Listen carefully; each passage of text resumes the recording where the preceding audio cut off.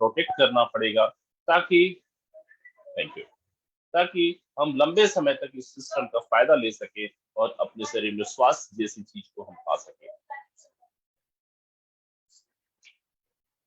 देखने में ये सिस्टम कुछ ऐसा दिखता है। मैं इसके साइंटिफिक पार्ट पे ज्यादा नहीं जाऊंगा, बिकॉज बहुत ज्यादा फिर डिटेल्ड हो जाएगा, उतनी आवश्यकता नहीं। लेकिन दोस्तों, हमारी जो रेस्पिरेटरी सिस्टम है कुछ ऐसा ही दिखता है, सभी के शरीर में ऐसा ही सिस्टम है। दो लंग्स होती है संरचना, लेफ्ट में राइट में, और उसमें कई मल्टीपल लोब्स होते हैं, उसकी छोटी छोटी जो संरचना होती है जिसे एल्वियोलाई कहती है। हम आपको आने वाली जो स्लाइड्स है उसके माध्यम से दिखाने का भी प्रयास करेंगे। एक बलून जैसी संरचना, जिसमें हवा जब भरती है तो ये बलून जैसे फूल जाती है, और यही वो स्थान है जहाँ पे कार्बन डाइऑक्साइड और ऑक्सीजन का एक्सचेंज होता है। दोस्तों, ये एक्सचेंज होना बहुत ही जरूरी है, ताकि शुद्ध ऑक्सीजन जो है आपके शरीर में जाए और फेफड़े में से रक्त संचार के माध्यम से मिलते हुए शरीर के अलग अलग हिस्सों में वो ऑक्सीजन पहुंच सके, ताकि हमारे शरीर की कोशिकाएं जीवित रह सके। याद रहे, हमारी शरीर की कोशिकाएं तभी जीवित रहेंगी जब वहां पे ऑक्सीजन पहुंचेगा, और ऑक्सीजन एक ऐसी चीज है जिसके बगैर शरीर का कोई हिस्सा जीवित लंबे समय तक नहीं रह सकता। हमारे शरीर का सबसे जो वाइटल सिस्टम होता है, जिसे हम नर्वस सिस्टम कहते हैं, बेसिकली उसकी जो कंट्रोल सेंटर्स होती है वो होती है हमारी ब्रेन, और इस ब्रेन को सबसे ज्यादा मात्रा में ऑक्सीजन की जरूरत होती है। यही कारण है कि हृदय में से निकल करके एक चैनल्स जो है वो सीधा हमारी ब्रेन को सप्लाई होती है, और उस रक्त में मिला हुआ ऑक्सीजन का लगातार अवेलेबिलिटी जो है ब्रेन को होती रहती है, जिसकी वजह से ब्रेन जीवित रहता है। कुछ मिनटों में ये ब्रेन की फंक्शन समाप्त हो जाती है अगर उसे ऑक्सीजन पर्याप्त मात्रा में ना मिले, जिसे हमने कोविड के दौर में देखा था।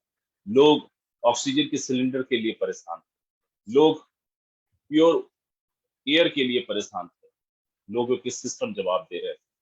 तो ऐसी स्थिति में बहुत सारे मापदंड थे इन चीजों को मॉनिटर करने के लिए, बहुत सारे सप्लीमेंट थे ताकि आपको बेहतर स्थिति स्वास्थ्य का दिलाई जा सके। बावजूद इसके कितनी बड़ी महामारी हुई थी, इसके चश्मदीद गवाह हम सभी हैं।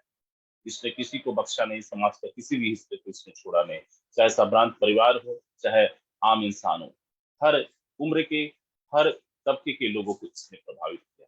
तो दोस्तों, हम सबके लिए ये चैलेंज है इस बिगड़ते हुए संसार में, जहां प्रदूषण जो है हर जगह जर्रे जर्रे में मौजूद है। दोस्तों, कहा जाता है कि good health is the best wealth. दुनिया की सबसे बड़ी अगर एसेट कोई है तो वो आपकी हेल्थ है। हेल्थ एक ऐसी चीज है जिसके ऊपर आप अपने प्राउड कर सकते हैं। आपको आपको स्वाभिमान होना चाहिए, आपको गुमान भी होना चाहिए कि आपको एक अच्छी सी हेल्थ मिली हुई है, कुदरत ने आपको ऐसा हेल्थ दिया है। बहुत सारे लोगों के पास नहीं है, जिनके पास नहीं है उनसे आप अंदाजा लगा सकते हैं बातचीत करके कि कितना महत्वपूर्ण है हमारा हेल्थ।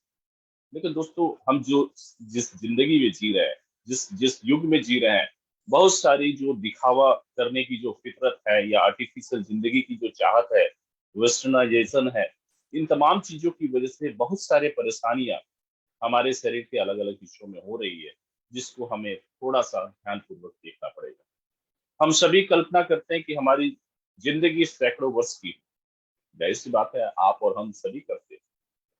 लेकिन दोस्तों, अगर आप इस शरीर से सैकड़ों वर्ष जीने की उम्मीद करते हैं तो इस शरीर को आपको बदले में कुछ देना होगा, और वो देना क्या है, हम आपसे खुल करके आज बातचीत करेंगे। जब बात देने की होती है तो आपको कितना देना है, इस पिक्चर से अंदाजा लगा सकते हैं कितनी विकट परिस्थितियां हैं। एक तरफ आपको ऐसा लगता है कि हम अंधाधुंध तरक्की कर रहे हैं, और अगर उसकी दूसरे पहलू पे ध्यान दिया जाए तो अंदाजा लगता है कि हमने कुदरत को बिल्कुल बर्बाद करके रख दिया, बिल्कुल डेमोलिश कर दिया। जो कुदरती एटमॉस्फेयर था, जो हमारा इकोसिस्टम था, हमने उसमें आर्टिफिशियल जिंदगी भर दी, और हमारी द्वारा पैदा होने वाली जो वेस्टेज थी, उस वेस्टेज को हमने कुदरत में यूं ही फेंक दिया, जिसकी वजह से चाहे आज एयर हो, चाहे वाटर हो, चाहे फूड हो, हर जगह पे कंटामिनेशन है, हर जगह पे पॉल्यूशन की प्रेजेंस है, और जिसने इंसान के वजूद के ऊपर एक बहुत बड़ा प्रश्न चिन्ह ला करके खड़ा कर दिया है। अब ऐसी स्थिति में 100 साल की कल्पना करना ये एक थोड़ी अचरज भरी बात हो सकती है। यहाँ तो लोग 50 और 40 साल के लिए भी अब तरसेंगे, ऐसी स्थितियां पैदा होने वाली। लेकिन अगर समय रहते हमने कुछ मापदंड के ऊपर ध्यान दिया, हमने कुछ परहेज किया, खुद को थोड़ा सा बैलेंस किया, और कुदरत के साथ ज्यादा छेड़छाड़ अगर हम ना करें, तो शायद ये जिंदगी लंबी हो सकती है। हम इसी उम्मीद पे हैं कि हम सभी मानव जाति जो है इस क्षेत्र में अपना योगदान दें। फिलहाल आइए देखते हैं कि हेल्थ की क्या स्थितियां बन रही है इस प्रदूषित वातावरण में।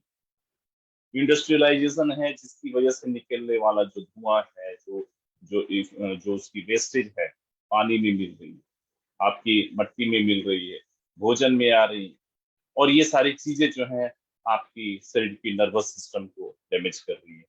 प्रचुर पानी में लेड की मात्रा आपको कई किस्म की नर्वस डिसऑर्डर को पैदा कर रही है। वोलेटाइल ऑर्गेनिक कंपाउंड्स जो इंडस्ट्रियल एक वेस्टेज के रूप में आ रही है, कैंसर जैसी चीजों का रिस्क बढ़ा रही है, वोमिटिंग टेंडेंसीज बढ़ा रही है, स्किन से जुड़ी हुई परेशानियां बढ़ा रही है, आपको आपके जो रिप्रोडक्टिव सिस्टम है उसके ऊपर उसका बहुत बड़ा खतरा मंडरा रहा है, कार्डियक से जुड़ी हुई परेशानियां बढ़ रही हैं। और सबसे बड़ी बात, चूंकि एयर एक ऐसा जरिया है, माध्यम है, जहां से कोई भी चीज का ट्रांसपोर्टेशन जो है बहुत ही तेजी के साथ होता है, यानी कि ट्रांसमिशन जो है वह बहुत ही फास्ट एंड क्विक होता है, उसके लिए कोई बैरियर्स नहीं होती है। और अगर हवाओं में अशुद्धियां हो, including bacteria, virus, protozoa, fungus, ये सारी चीजें हो, तो वो भी ट्रांसमिट करती हैं और लोगों के अंदर डिजीज पैदा कर सकती हैं बड़ी तेजी के साथ। हम और आप कुछ हद तक इसके ऊपर अंकुश लगा सकते हैं, बहुत ज्यादा नहीं। क्योंकि जिस युग में है, जिसे हम 21वीं शताब्दी कहते हैं, वो युग जो है अपने आप में कई किस्म के विकास की घटनाओं के साथ जुड़ा हुआ है। हम उसके ऊपर ब्रेक नहीं लगा सकते, लेकिन हम कुछ ना कुछ व्यवस्था जरूर कर सकते हैं जो हमारे बस में है, जिससे कि जिंदगी थोड़ी अच्छी हो सके। नेसेसिटीज ऑफ लाइफ की जब भी बात होती है इस धरती पे, हम अक्सर बात करते हैं food, water, air and shelter. Food, water, air and shelter, भोजन चाहिए, पानी चाहिए, अच्छी वायु चाहिए, और आश्रय चाहिए। ये बेसिक नेसेसिटीज है हर इंसान की। और इंसान ही क्यों, हर जानवर, हर जीव, हर पक्षी, हर वो चीज जिसमें जान है, उसकी ये जरूरत है, ये मिनिमम जरूरत है। इसके बगैर हम जिंदगी की कल्पना नहीं कर सकते। लेकिन आज हर जगह पे बहुत बड़ा खतरा है। आज फूड हम किस तरीके के खा रहे हैं, आर्टिफिशियल फूड पे ज्यादा ध्यान। मॉडर्न फूड क्या है, अपने आप में आर्टिफिशियल फूड है। पानी भी हम किस तरीके का पी रहे हैं, प्रोसेस्ड वाटर पी रहे हैं, नेचुरल वाटर नहीं पी रहे हैं। बहुत सारी चीज जो है नेचुरली उपलब्ध थी वो समाप्त हो रही है, उसमें कंटामिनेशन। एयर की जब बात करते हैं दोस्तों, तो दोस्त एयर एक ऐसी समस्या बन गई। एक जमाना था जब लोग गाया करते थे कि ए हवा मेरे संग संग चल, दिल में हुई हलचल, कुछ ऐसा गाना हुआ करता था। आज लोग नहीं कहते कि ये प्रदूषित हवाएं मेरे साथ चल, और उससे बचने के लिए लोग मास्क लगा करके रखते हैं, दुपट्टा ओढ़ करके रखते हैं, रुमाल से ढक करके रखते हैं। क्यों? क्योंकि हवाओं में इतनी प्रदूषण आ चुकी है कि लोग अब हवाओं से भी परहेज करने लगे हैं। टोक्यो जैसे शहर पे जिस तरह से एक जमाने में साइबर कैफीज हुआ करते थे, वहां पे ऑक्सीजन पार्लर्स, जहां दिन भर की मेहनत के बाद वहां पे लोग जा करके ऑक्सीजन इनहेल करते, ताकि अच्छी स्वस्थ और प्योर ऑक्सीजन जो है उन्हें मिले। तो दोस्तों ये सारी की सारी चीज एक जमाने में नेचुरली उपलब्ध थी, फ्री ऑफ कॉस्ट उपलब्ध थी। लेकिन जैसे जैसे मॉडर्नाइजेशन की तरफ जाते गए, ये सारी चीजें महंगी होती गई। पानी भी खरीद करके किया जाता है। एक जमाना था जब जंगलों से सारे फल फ्रूट सब चीजें मिल जाया करते थे, आज खरीद करके खाना पड़ता है। हवा एक ऐसी चीज थी जिसके ऊपर किसी की ओनरशिप नहीं थी, एक्सेप्ट ऑलमाइटी, भगवान के अलावा कोई भी उसका स्वामी नहीं था। आज बहुत बड़े बड़े जो है ऑक्सीजन प्लांट्स बने हुए हैं, ऑक्सीजन के सिलेंडर खरीद खरीद करके लोग लाते हैं। और आपको पता होगा विगत 2 वर्षों में किस तरीके की महामारी मची हुई थी ऑक्सीजन के लिए। आज हम देखेंगे कि ऐसी बिगड़े हुए वातावरण में कैसे हम अपने रिप्रोडक्ट अपने जो रेस्पिरेटरी सिस्टम को हम बेहतर कर सके, उसे प्रोटेक्ट कर सके, हर चीजों के ऊपर बातचीत करेंगे जो हमारे बस में है। थोड़ी सी ट्रांसमिशन की बात कर लें कि हवाओं के माध्यम से किस तरीके की चीजें, नुकसान पहुंचाने वाली चीजें हमारे शरीर को डिजीज कर सकती हैं, रोगग्रस्त कर सकती हैं। पहली चीजें, वायरल डिजीज हो सकता है, जिसके लक्षण जो होते हैं कॉमन कोल्ड हो सकता है, फ्लू हो सकते हैं, मीजल्स हो सकते हैं, रूबीला, चिकन पॉक्स जैसी चीजें हो सकती है। अगर हम बात करें बैक्टीरियल डिजीज की तो ट्यूबरकुलोसिस, निमोनिया, वुफी कफ, डिप्थेरिया, मेनिंजाइटिस, एंथ्रेक्स जैसे डिजीज हो सकती है। फंगल डिजीज की बात करें तो सिटी बिल्डिंग सिंड्रोम जैसी चीजें हो सकती हैं, बहुत सारी चीजें। अब ये तो एक छोटा सा एग्जांपल था कि इतने सारे जो बीमारी वायु के माध्यम से एक स्थान से दूसरे स्थान पे जाती है। मतलब ये है कि अस्वस्थ व्यक्ति से होकर के स्वस्थ व्यक्ति तक पहुंचती है और स्वस्थ व्यक्ति को भी अस्वस्थ बना देती है। तो ऐसी स्थिति में इंसान क्या करे? सांस लेना बंद तो नहीं किया जा सकता।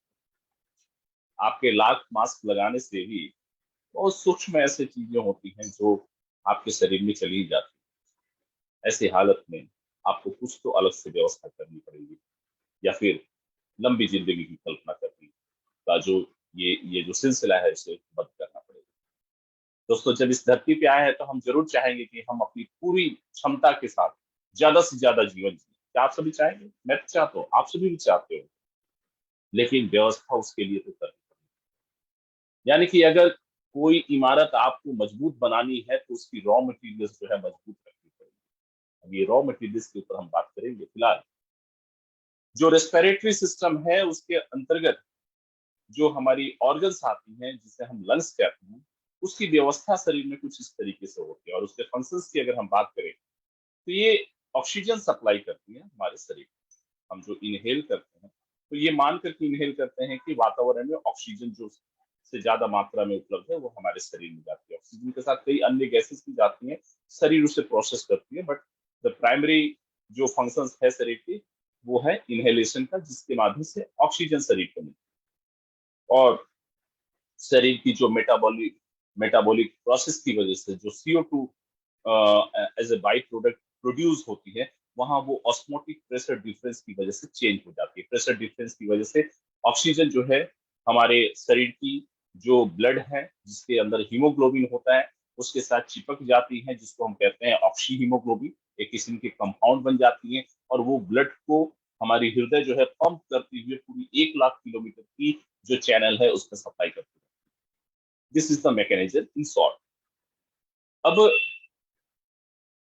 हमारी जो लंग्स है उसके साथ बहुत सारे सपोर्टिंग सब ऑर्गन्स भी होते हैं। जैसे शुरुआत अगर हम करें तो नाक से आपने सांस लिया, फिर नाक से होती हुई ये जो श्वास है ये आपकी एपिग्लोटिस से गुजरी। एपिग्लोटिस का एक छोटी सी फ्लैप होता है कार्टिलेज का जो मूवेबल होती है, ठीक है, वो फ्लिकरिंग करती है, जो अपने आप में एक ऐसी डिवाइस होती है जो फूड पार्टिकल्स को आपके जो ट्रैकिया के माध्यम से रेस्पिरेटरी सिस्टम में जाने से रोकती है। So this is the function of epiglottis.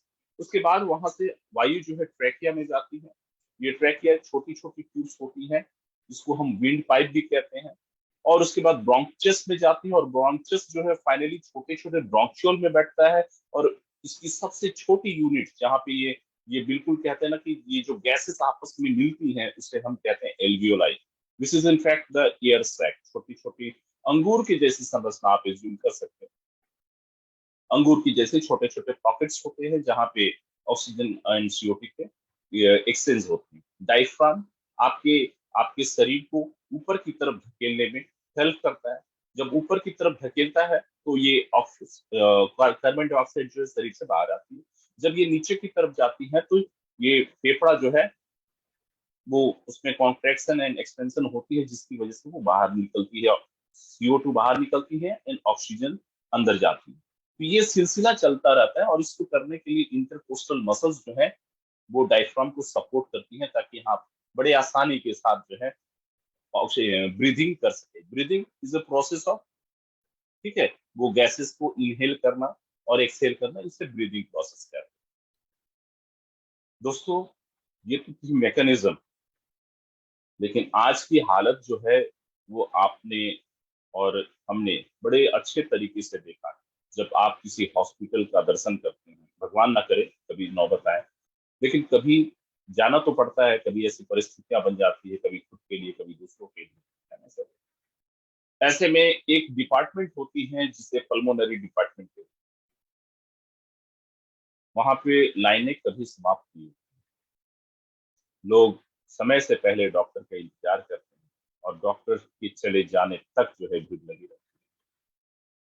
आज बहुत मुश्किल है ऐसे दौर में इंसान के जीवन को बचाना, और आप सभी को पता है हर इंसान अपने आप में अपने परिवार के लिए अनमोल होता है, एक ऐसा एसेट होता है जिसकी भरपाई नहीं की जा सकती। इसलिए हर इंसान चाहता है कि ऐसी परिस्थिति में हम किसी भी तरीके से उस इंसान को बचा लें, और उसके लिए जितनी भी कमाई है, जितनी भी पूंजी है, उसे भी लुटाने के लिए तैयार हो जाता है। इंसान जो डिजीज की स्थिति में इकोनॉमिकल फैक्टर्स की वजह से कभी कभी बड़े और भी ज्यादा प्रॉब्लम का शिकार हो जाता है, और कहीं से अगर फाइनेंस की व्यवस्था हो जाए तो दोस्तों बीमारी तो ठीक हो जाती है, लेकिन आर्थिक तंगी की वजह से वो स्थिति और भी ज्यादा बदतर हो जाती है। इसलिए कहा गया है दोस्तों कि ऐसे मोटे मोटे बिल से अगर बचना है, मेडिकल एक्सपेंस से बचना है, तो आपको एक काम करना पड़ेगा, और वो उस काम को करने के लिए ज्यादा कुछ नहीं करना है, बस इन चीजों पे फोकस करना है। क्या?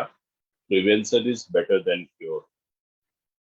सदियों से कहा जाता आया है कि प्रिवेंशन जो है एक बहुत ही अच्छा जरिया है, एक बहुत ही अच्छा तरीका है, और इनफैक्ट ये सस्ता तरीका है, क्योंकि बीमार होकर के इलाज कराने से कहीं ज्यादा सस्ता है। तो prevention is better than cure, and Indeed it is much more economical, और ये हमारे बस में भी होता है, आप उसे कंट्रोल कर सकते हैं। तो हमेशा याद रखिए, ये जो शरीर, ये जो सौगात ईश्वर ने, विधाता ने हम सबको दिया हुआ है, इसे बचा करके रखने की जरूरत है, ताकि इसका फायदा हम लंबे समय तक ले सकें। आज वातावरण में बहुत ज्यादा बदलाव नहीं कर सकते, लेकिन एक काम तो कर सकते हैं कि अच्छी सप्लीमेंट लेकर के हम अपने आप को ताकतवर बना ले। जी हाँ, अच्छी सप्लीमेंट लेकर के हम अपने आप को ताकतवर बना सकते हैं और अपनी जिंदगी को लंबा कर सकते हैं। क्यों? एयर पॉल्यूशन में डैमेज द लंग्स। जब लंग्स एकदम से समाप्त नहीं होता, लेकिन धीरे धीरे करके डैमेज होता है, तो सप्लीमेंट जो है डैमेज कंट्रोल करते हैं। बहुत सारे लोग स्मोकिंग भी करते हैं, सिगार पीते हैं, सिगरेट पीते हैं, बीड़ी जानते होंगे, रूरल सेक्टर में बीड़ी बहुत फेमस है, वो पीते हैं। हमारे इस हरियाणा साइड में, नॉर्दर्न साइड में लोग वो क्या कहते हैं उसे, हुक्का ही समझ लीजिए, हुक्के जैसी ही चीजें होती है, वो पिया करते हैं। और आजकल तो उसकी खास कैफे बनी हुई है, लोग क्लब में जा करके अलग अलग फ्लेवर्स का जो है हुक्का पीते हैं। कुछ लोग जो इसके एक्टिव स्मोकर होते हैं, उनको समझ लीजिए कि इसका नुकसान तो हो ही रहा है, साथ ही साथ हवा में ये जो स्मोक मिल जाती है और उन लोगों तक पहुंचती है जो खुली हवाओं में सांस ले रहे हैं, वो भी पैसिव स्मोकिंग का शिकार हो जाते हैं। कुछ परसेंट का नुकसान जो है उनको इस पैसिव स्मोकिंग की वजह से भी होता है। सप्लीमेंट आपको, आपके शरीर को इतना ताकतवर बना सकती है कि ऐसे नुकसान की के अगेंस्ट में आप खड़े हो सकते हैं।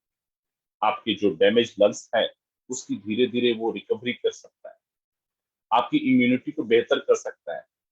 आपकी इम्यूनिटी बेहतर होगी, लंग्स के फंक्शंस बेहतर होंगे, इसकी जो टॉक्सिन्स है वो डिस्चार्ज हो जाएंगे, डिटॉक्स हो जाएगा, तो निश्चय ही आपके लंग्स को सपोर्ट मिलेगी और आप लंबी जीवन की कामना कर सकते हैं। और इनफैक्ट आज की मीटिंग का जो ऑब्जेक्टिव है वो यही है कि हम किस तरीके से हम अपने रेस्पिरेटरी सिस्टम को हम प्रोटेक्ट करें। साधारण सी बात, चुनाव कीजिए सप्लीमेंट के माध्यम से एंटीऑक्सीडेंट्स का। ये एंटीऑक्सीडेंट्स क्या करती हैं? ये एंटीऑक्सीडेंट्स बेसिकली ये शरीर के अंदर जितने भी बेकार चीजें हैं जो आपके शरीर को डैमेज करती है, नुकसान पहुंचाती है, अस्वस्थ बनाती है, उसे ये न्यूट्रलाइज कर देती है। अब ये एंटीऑक्सीडेंट्स कहाँ हो? हर वो ग्रीन वेजिटेबल्स जो ऑर्गेनिक तरीके से जिसकी फार्मिंग होती है वहां पे एंटीऑक्सीडेंट्स होते हैं। ब्लूबेरी में, फ्रूट्स में, इन चीजों में आपको मिल जाएगी एंटीऑक्सीडेंट्स। तो दोस्तों, हमारी जब फ्रूट्स की बात होती है तो आप उसमें ड्राइड प्लम, ब्लूबेरीज, चेरीज का बारे में सोच सकते हैं, विचार कर सकते हैं। वेजिटेबल में artichoke, red cabbage, russet potato, beans, brussels sprouts, इन चीजों की आप कल्पना कर सकते हैं। आप अपने फूड में इसे इंक्लूड कर सकते हैं। नट्स की बात करें तो पेकन्स, वॉलनट्स, हेजलनट्स जैसी चीजें जो है आप इसके माध्यम से एंटीऑक्सीडेंट शरीर को उपलब्ध करा सकते हैं। दालचीनी जैसी चीज, लौंग जैसी चीज, ये भी एंटीऑक्सीडेंट्स के रूप में होती है। आमतौर पे हमारे घरों के मसालों की जो बॉक्सेस होते हैं वहां उसका ये हिस्सा होता है। तो यूं ही नहीं बनाया गया है। हमारे जो पूर्वज थे कुछ तो विचार करके, कुछ तो उन्होंने फायदा देखा होगा, तभी जाकर के वो परिपाटी, वो परंपरा जो है प्रचलन में आई। तो कोशिश करें कि ज्यादा से ज्यादा एंटीऑक्सीडेंट्स हम ले। लेकिन दोस्तों, कभी कभी जानकारी नहीं होने की वजह से हमें पता ही नहीं होता कि हम एंटीऑक्सीडेंट्स की कितनी मात्रा ले रहे हैं, उतना इफेक्टिव है या नहीं है ना? उतना इफेक्टिव है या नहीं है हमें नहीं मालूम होता है। इसलिए आज कीवा काइपो के माध्यम से और कीवा काइपो की उस प्रोडक्ट बास्केट से हम कुछ एंटीऑक्सीडेंट्स की नेचर की कुछ सप्लीमेंट भी आपके साथ शेयर करेंगे, ताकि आपको इस सप्लीमेंट के माध्यम से, इस वेलनेस प्रोडक्ट्स के माध्यम से आपके रेस्पिरेटरी सिस्टम को सपोर्ट मिले। पहली जो चीज है जिसके बारे में मैं बात करूंगा, वो आम चीज, बहुत ही साधारण चीज, लेकिन बहुत ही असाधारण इसके परिणाम, जिसे दुनिया पंच तुलसी के नाम से जानती है। इसकी दूसरी वेरिएंट्स है जिसको गोल्ड तुलसी कहा जाता है। अब आप सोच रहे होंगे कि इनमें से कौन सा ले, इना बिना टिक्का तो नहीं करना पड़ेगा। नहीं सर, ऐसा कुछ भी नहीं करना है। अगर मेंटेनेंस के लिहाज से ले रहे हैं, अगर आपको कुछ खास विशेष परेशानी और कोई सिम्टम्स नहीं है, तो मेंटेनेंस के लिए आप पंच तुलसी रेगुलर वाली लिया कीजिए। लेकिन अगर आपको कुछ ब्रीदिंग से रिलेटेड कुछ प्रॉब्लम, आपको सिम्टम्स के रूप में, सिम्टोमिक जो एक्टिविटीज है वो आप अगर उसे मॉनिटर कर रहे हैं, मान लीजिए बलगम आ रहा है या स्नीजिंग टेंडेंसी आ रही है या बार बार कफिंग हो रहा है, इस तरीके का अगर कुछ भी आपको ऐसा लगता हो, घड़घड़ाहट है गले में सूजन है, गले में आपको वेदना जैसी महसूस हो रही है, गला चुभ रहा है, ठीक है, तो ऐसी स्थिति में आप गोल्ड टूथ प्रेफर कर सकते हैं, because it is little more effective. ठीक है, दोनों अपनी जगह पे सही है, बट सिचुएशन के हिसाब से आपको लेना चाहिए। इसी क्रम में अगर मैं बात करूं, आप सभी को पता है तुलसी के अंदर हमने अलग अलग जो तुलसी के जो वेराइटीज हैं, जो उसके स्पीसीज है, उसे हमने डाला हुआ है, जैसे श्यामा तुलसी, रामा तुलसी, श्वेत तुलसी, वन तुलसी, नींबू तुलसी। इन तमाम चीजों को मिला करके तुलसी का अर्क बनाया गया है। बहुत ही बेहतरीन antibacterial, anti fungal, antiviral nature की चीज होती है। और अगर इसका लगातार सेवन किया जाए तो आप बच सकते हैं किसी भी किस्म के रेस्पिरेटरी प्रॉब्लम से। इसी क्रम में मैं कहना चाहूंगा इस सेशन के माध्यम से, एक प्रोडक्ट है जिसका नाम है कीवा की एंटी पॉल्यूशन प्रोडक्ट। हर सर्टिफिकेट है, हर वो सम्मान है, इस पर कोई संदेह नहीं। जापान की परंपरा में एक ऐसा प्रोडक्ट माना जाता है जिसे हर व्यक्ति इस्तेमाल करता है। और आप सभी को पता होगा कि जापान के लोगों की जो जीवनी है या औसत जो उनका जीवन है वो दुनिया में सबसे ज्यादा है। शोधकर्ताओं ने पाया कि ये लंबी जीवन के पीछे का जो राज था, वो राज इन्हीं जड़ी बूटियों से संबंध रखता था। और हेड्स ऑफ टू द कीवा मैनेजमेंट जिसने इसे आइडेंटिफाई किया और ऐसे मिरेकुलस प्रोडक्ट्स को हम सबके बीच में वो ले आए। आज ये प्रोडक्ट जो है वास्तव में किसी परिचय का मोहताज नहीं है, इसे कोई एडिशनल कंटेंट की जरूरत है, बस इस्तेमाल करने की जरूरत है। सुबह शाम 5-5, 6-6 बूंद चाय, कॉफी, दूध, किसी भी जरिए से पानी से आप लेते रहिए, आपको इसका फायदा मिलता रहेगा। आपकी रेस्पिरेटरी सिस्टम जो है मजबूत रहेगी, आपको किसी भी किस्म की जो पॉल्यूशंस है उसका प्रभाव से आपको फ्री रखेगा। Very nice product.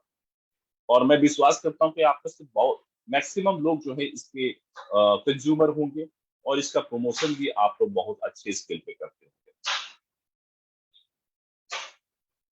दोस्तों, जब मैं बात करता हूँ प्रोडक्ट्स की, तो रेस्पिरेटरी सिस्टम में सिर्फ और सिर्फ एक दो चीज नहीं, हम कई अन्य चीजों को भी ऐड करते हैं जिससे कि इसका फायदा मल्टीपल टाइम्स बढ़ाई जा सके। एक प्रोडक्ट है जिसे हम अश्वगंधा एंड कर्क्यूमिन कहते हैं, जिसके माध्यम से आप मजबूती, इम्यूनिटी आप डेवलप कर सकते हो। वैसे इम्यूनिटी का फायदा हर सिस्टम को होगा, लेकिन याद रखिए, जैसे ही आप सांस लेते हैं, सबसे पहला जो ऑर्गन होता है, ऑर्गन सिस्टम जो होता है, जो आपकी रेस्पिरेटरी सिस्टम होती है, यानी कि आपकी लंग्स होती है, उसे इमीडिएटली नुकसान होता है।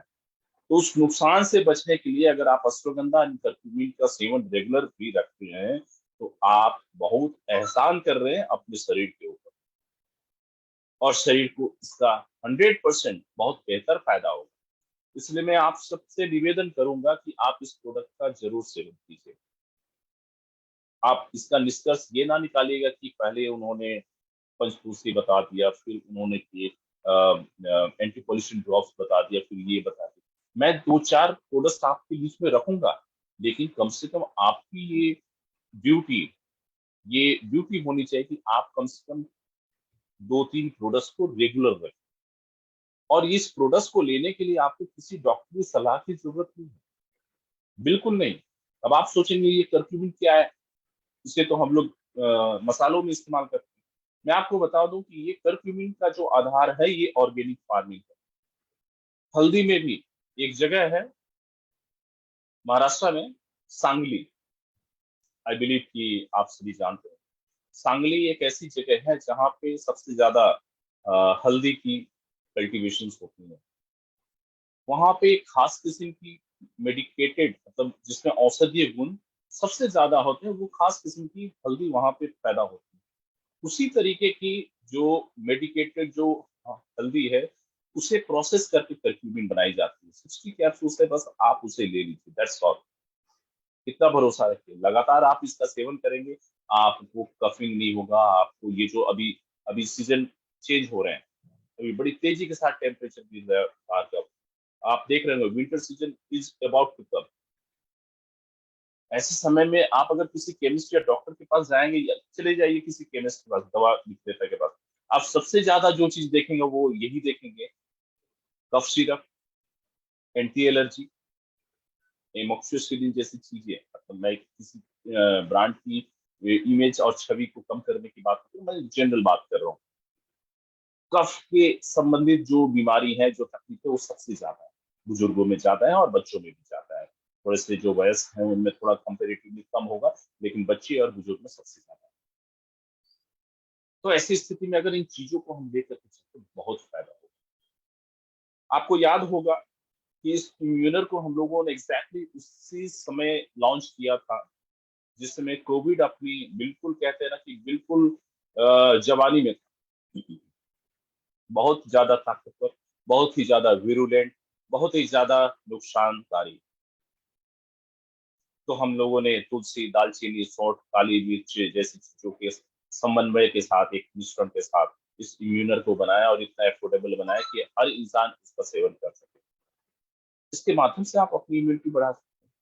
मान लीजिए कि आपने पंचतुलसी ले लिया, आपने एंटी पॉल्यूशन ले लिया, एक ये प्रोडक्ट ले लीजिए, ओके। अदरवाइज आप शुरुआत की दो प्रोडक्ट ले लीजिए, और उसके बाद करक्यूमिन ले लीजिए, ओके। तो दो तीन प्रोडक्ट्स आपको ले करके चलना चाहिए। मैं आपको एक फूड फॉर थॉट के हिसाब से मैं कुछ चीजों को आपके बीच में रख रहा हूँ। रेस्पिटोन इज अगेन हमारी कफिंग टेंडेंसी को कम करने के लिए, आपके रेस्पिरेटरी सिस्टम को बहुत ही ज्यादा मजबूत करने के लिए क्वाइट इफेक्टिव है, बहुत ही ज्यादा इफेक्टिव है। फेटिंग से आपको ये रक्षा करती है। ये 100% हर्बल है।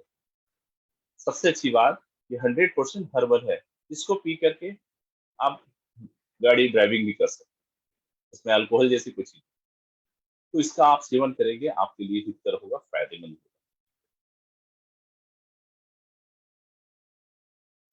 हम अपने सेशन के लास्ट वाले चरण में हैं।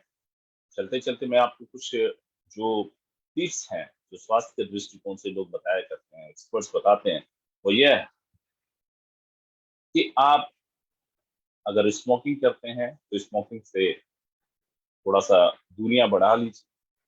पैसिव स्मोकर हैं तो ऐसे वातावरण पे रहने का कोशिश कीजिए जहाँ पे स्मोकिंग कम करते हो लोग।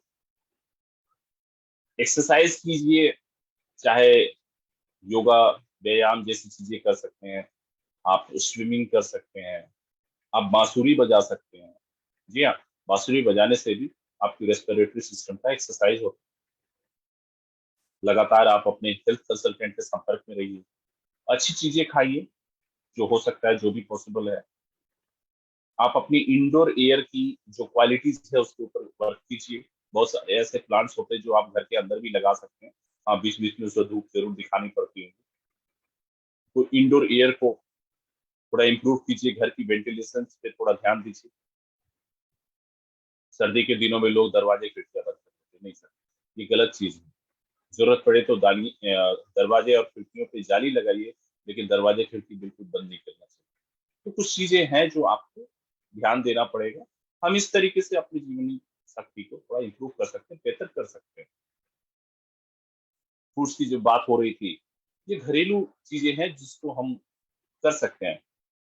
ग्रेप फ्रूट है, पंपकिन है, बेल पेपर है, कैरेट्स हैं, onion and garlic, turmeric, ginger, orange जैसी चीजें जो है आपके लिए, विशेष करके लंग्स के लिए, रेस्पिरेटरी सिस्टम को प्रोटेक्ट करने के लिए बहुत ही अच्छी मानी जाती है।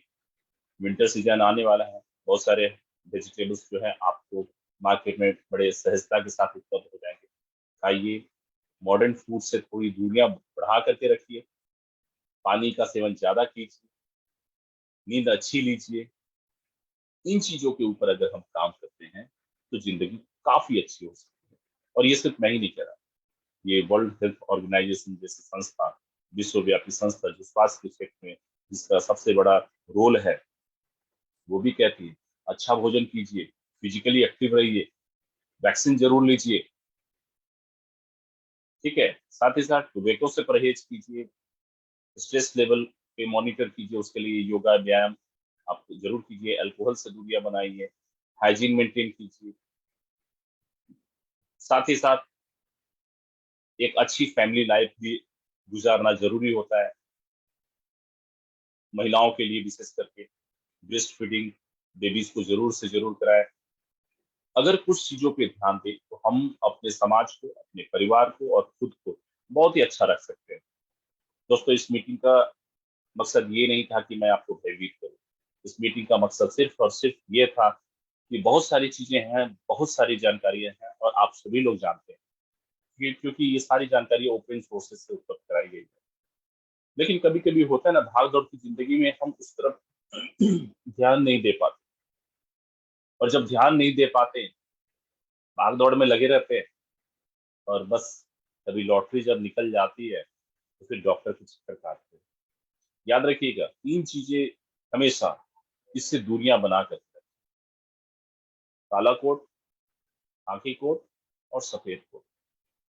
ये तीनों बहुत ही मतलब ज्यादा नजदीक जाने से दिक्कत है। एक हेल्दी डिस्टेंस रहेगा, सही है।